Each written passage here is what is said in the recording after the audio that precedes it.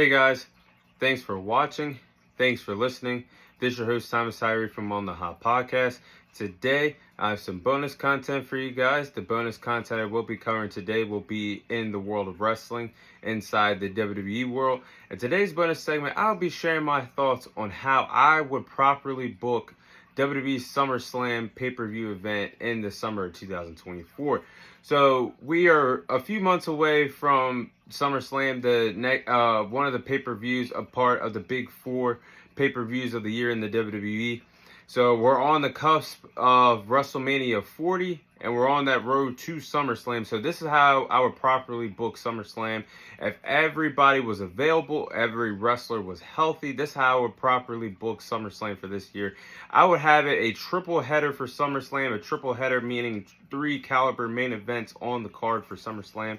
If everyone is healthy and available, I would have Cody Rhodes versus The Rock for the WWE Championship. I'll have the Bloodline Warfare, the OG Bloodline of Roman Reigns and Jimmy and Jay, the Usos, reuniting to take on the Bloodline 2.0 of Solo Sikoa, Tama Tonga, and Jacob Fatu, who will be debuting in the WWE soon in a huge 6-man tag team match, possibly with Bloodline rules in that match.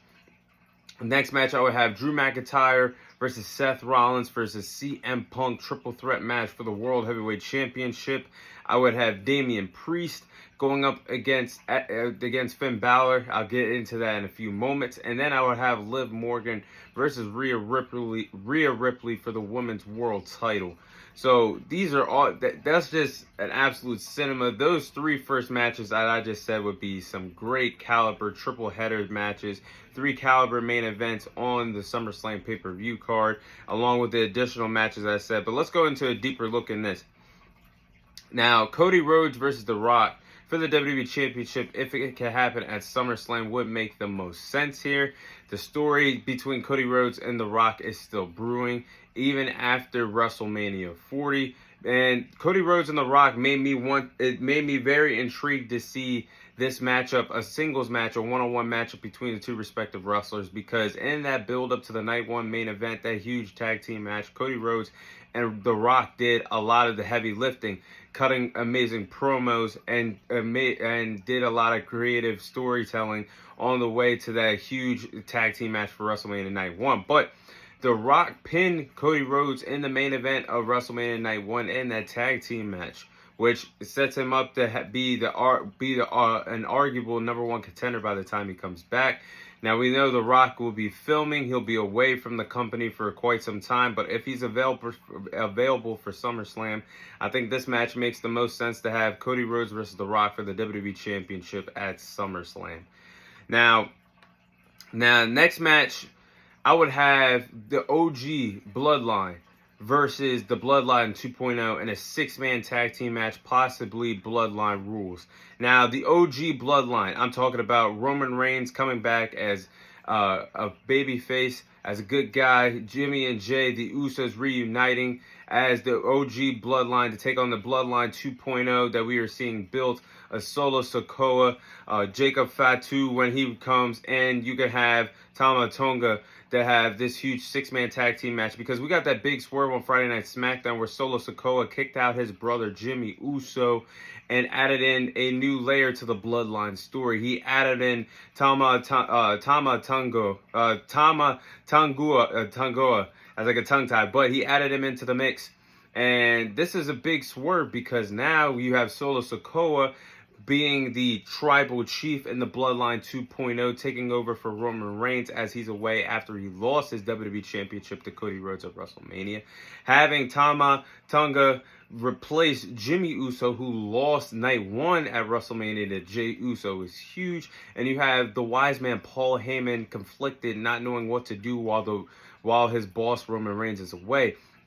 While you build this story, you could have Jacob Fatu debut as early as Backlash, and you can build the Bloodline 2.0 with Jimmy Uso reaching out to Jey Uso to reunite the Usos. Roman Reigns coming back. You have the OG Bloodline taking on the Bloodline 2.0 at SummerSlam in a 6-man tag team match. Bloodline rules, possibly for that huge monumental match. Sign me up, because that would be an absolute cinema, and there's a lot of storytelling left to be said in the bloodline across the WWE board.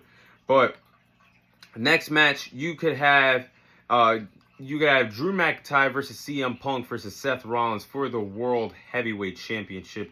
Now, again, this list is if wrestlers are available and if they're healthy for SummerSlam, and I think this makes the most sense to have this epic triple threat match for WrestleMania, because if CM Punk and Seth Rollins are healthy, they need to be in this match with Drew McIntyre, because WWE has an interesting thing that they could do with Drew McIntyre this summer. If you go back to, they could have a callback to 2011, where CM Punk's contract was legitimately running out, and they made a storyline out of it where he won the WWE Championship against John Cena at the Money in the Bank 2011 pay-per-view. You had CM Punk leaving the company, winning the WWE Championship. I think the WWE could do the same thing with Drew McIntyre, legitimately not signing a new WWE contract. We all know he's going to be there for the sake of the future. But at a pay-per-view like Cash at the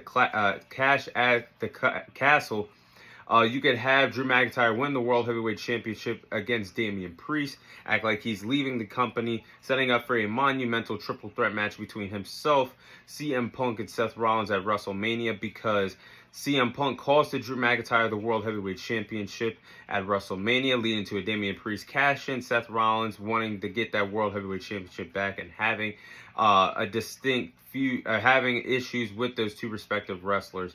I think that makes a lot of sense to have a triple threat match between the three respective wrestlers for the world title at SummerSlam. Then you have Liv Morgan versus Rhea Ripley for the Women's World Heavyweight Championship. Now, Liv Morgan versus Rhea Ripley makes a lot of sense for SummerSlam, because Rhea Ripley injured Liv Morgan and put her on the shelf. And now, last year. And now the tables have turned legitimately with Liv Morgan injuring Rhea Ripley and putting her on the shelf, where Rhea Ripley forced to vacate her Women's World title on the latest episode of Monday Night Raw this week. So I think with the Women's World title up for grabs, it would make a lot of sense for Liv Morgan to win the world title. You have Liv Morgan win the Women's World Championship and have Rhea Ripley, when she comes back from injury, she could be sidelined for the next few months.